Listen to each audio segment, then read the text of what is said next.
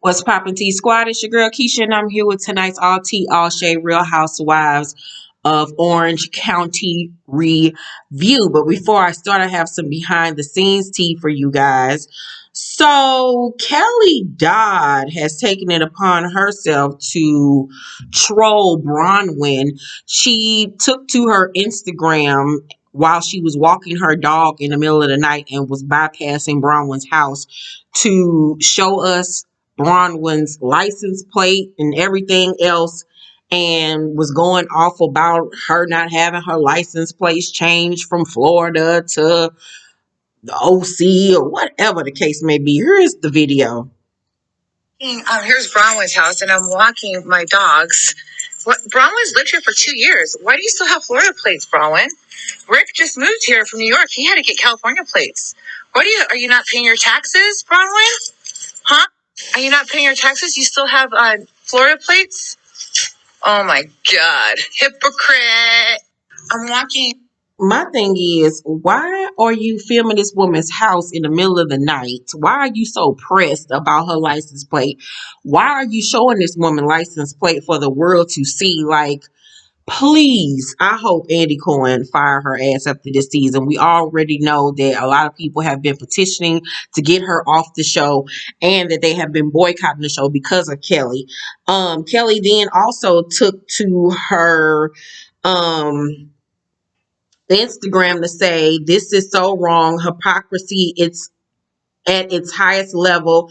I never abandoned my daughter during COVID. She was with her grandmother and father when I was stuck in NYC. Braunwyn, on the other hand, traveled to Puerto Rico, Aspen, Salt Lake City, and elsewhere without her kids, who spent and continue to spend considerable time with nannies, not their mom. I have one child. She has 7, including 4 ages 2 through 6. There's so much more I can't wait to say at the reunion, so stay tuned. Poor Braunwyn will be eaten alive." So it seems like these two women are feuding. I mean, if that is true that Braunwyn has been traveling the world without her goddamn kids, girl, you got more than an alcoholism problem to deal with instead of having babies and stuff because you want to sober up for 9 months, but then you don't want to take care of them. It's the strangest shit ever.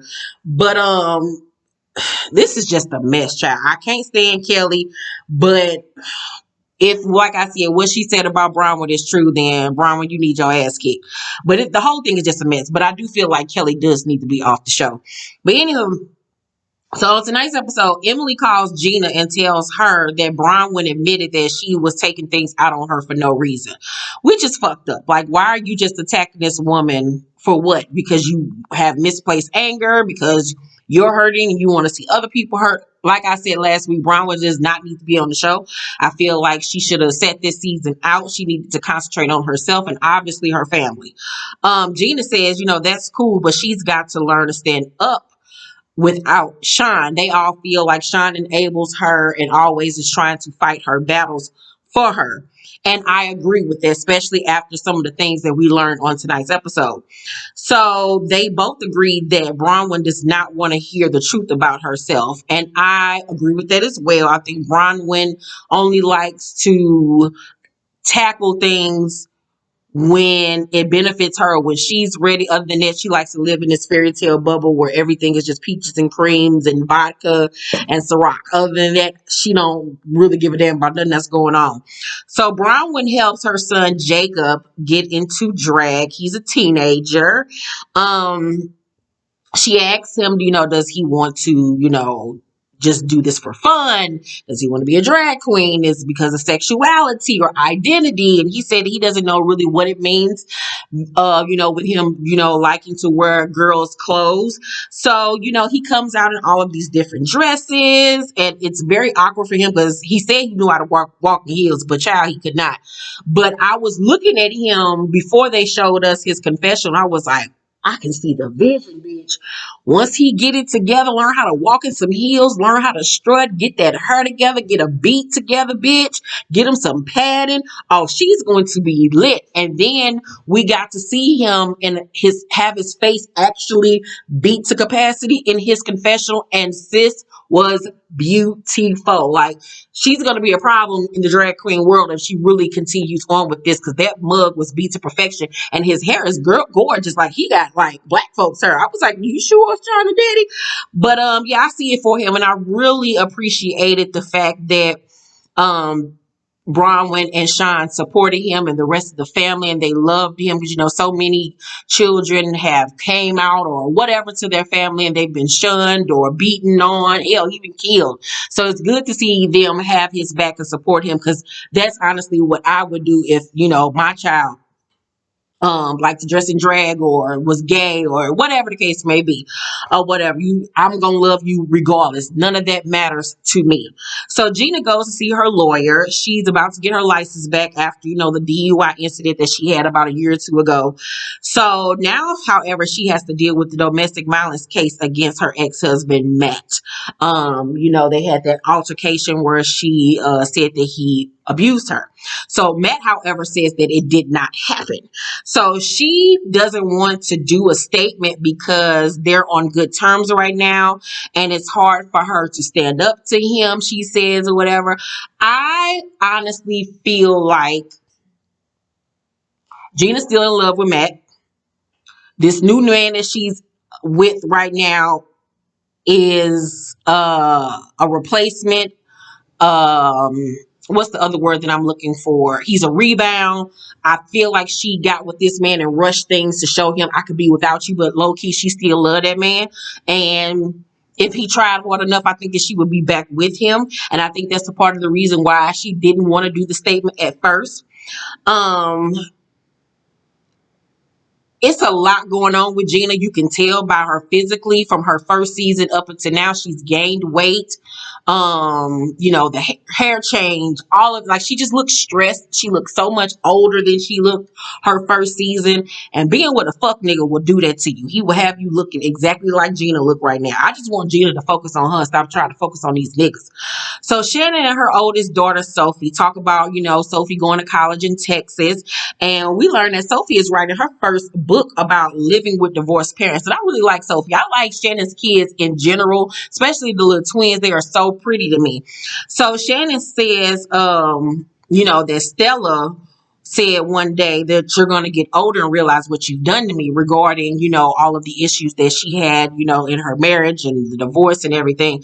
And, it really fucked Shannon up. And, even as parents, I've had to deal with mom guilt of having Kyrese around relationships that were toxic, and him having to view that and having to correct it. So I think if Shannon takes the time to correct the negative things that they saw, things will get better. You never take those memories away, but as long as she shows them positive images of relationships, and that she won't allow a man to ever treat her like that again, I think that she can repair the damage that has been done with her girls.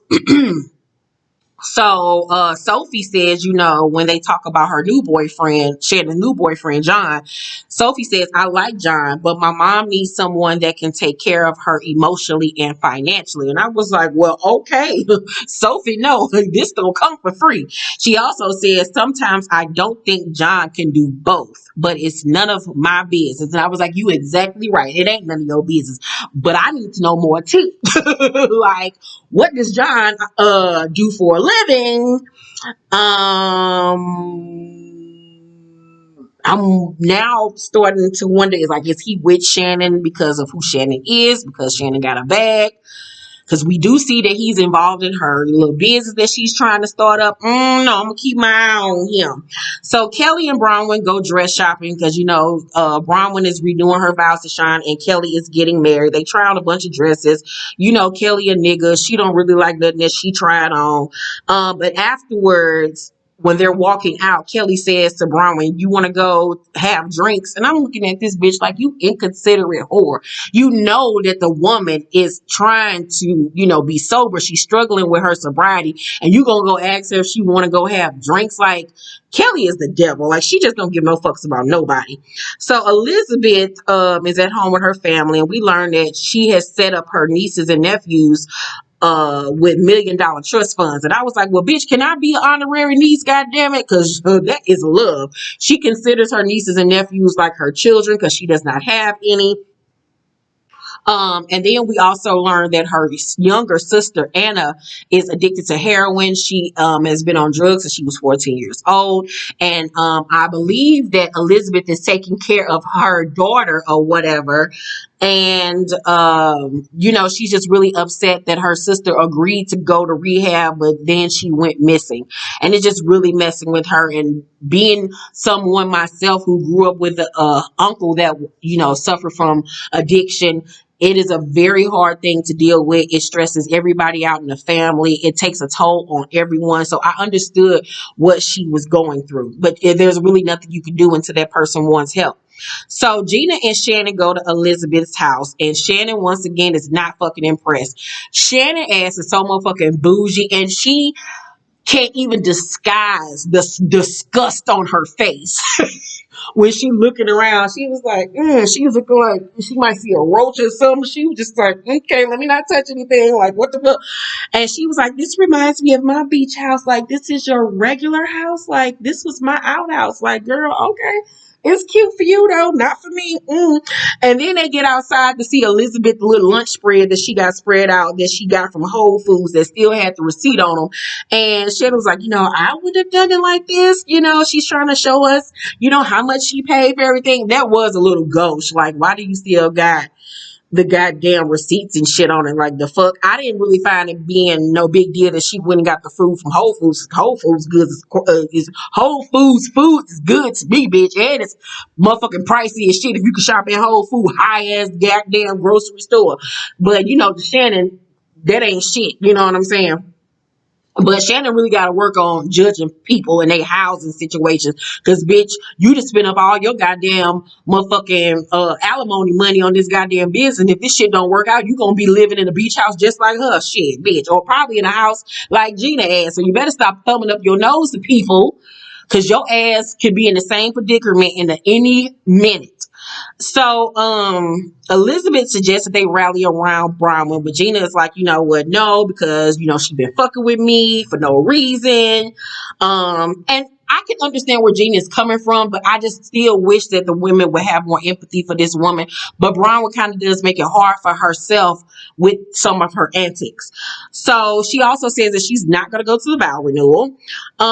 Gina tells them about the domestic violence case, and she gets emotional talking about Matt coming over for their daughter's birthday party. Because once again, like I said, I feel like she still loved that man. Shannon and Kelly join Elizabeth to buy her a Porsche child. I know I just seen online that with her divorce settlement, Elizabeth is stated to get about $32,000 a month. Most people can't even make $32,000 in a year. And the fact this woman about to get $32,000 a month, girl, go right ahead, bitch.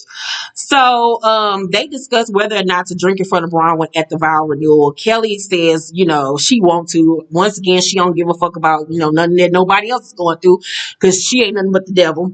And Elizabeth is, however, disappointed in Kelly and her decision. I like Elizabeth, but so far Elizabeth is coming across very boring. She really doesn't have an opinion. She hasn't said anything to anybody's face. Like, I need for her to get in there, get her hands dirty or whatever. Like, have an opinion about something. Start checking some hoes. Bitch, you big enough. Like, goddamn. So Gina joins Braunwyn for an AA meeting. Braunwyn admits to her that Sean would protect her image. When she would get drunk, he would pretend like, oh, I've never seen her this drunk before, and this and that. Like, the fact that he was doing that and doing that often, that is enabling her, and he should have put his foot down a long time ago. She also admits that when they did separate, it was because of her drinking problem, and that she would get pregnant on purpose when she saw that her drinking was getting out of hand, because she knew that was the only way she would not drink, is why she was pregnant. So this woman was having kids just to not go over the deep end. Like, that says a lot about why she probably ain't never around her goddamn kids, because she had them for the wrong fucking reason, and that reason alone is crazy as hell. Like, Braunwyn needs extensive help for her childhood issues, for her mommy issues, for her alcoholism. Like, she got a lot going on with her. Like, that is the craziest shit I've ever heard in my life. This woman would get pregnant on purpose just so she wouldn't drink for 9 months. That's crazy. So, Emily is working on a swimsuit with ex-castmate Lizzie, and for some reason Emily thinks that she's fat. And I'm like, Emily, bitch, you got a busting body. Like, in our culture, she's considered thick, slim. Not even now, she's not slim thick, but she's thick. Like, she not fat. Like, where the fuck she get this fat shit from? I don't understand. I think it's because of her height per se, and because she got meat on her bones compared to Braunwyn, who's like a twig, but she got a bomb ass shape to me. She has lost weight here. People have been saying now she look like Khloe Kardashian, which is like, okay, I don't know if that's a compliment or a curse. But yeah, I need for her to get over that because a black man will love her in that body. So Braunwyn apologized to Gina for trying to hurt her. Gina accepts it and thanks her for being there for her, you know, doing the retreat that one season. And she was like, and you were sober then? And she was like, no, I wasn't. I had been drinking the whole morning. I was like, well, goddamn, bitch. So Gina asked, you know, can she come to the vow renewal? And Braunwyn was like, yeah. And she was like, you know what, I won't even drink. And Braunwyn cries because she really appreciates that somebody, you know, is trying to be thoughtful of her, you know, situation. So it's the day of Gina's daughter's birthday party, and Travis does not want Matt there, and neither does she. That's what she says, but I don't believe it. But they're doing it for Sienna. So Matt and his girlfriend arrive. The girlfriend is really cute. Matt is a sexy dude or whatever. I can see the attraction there.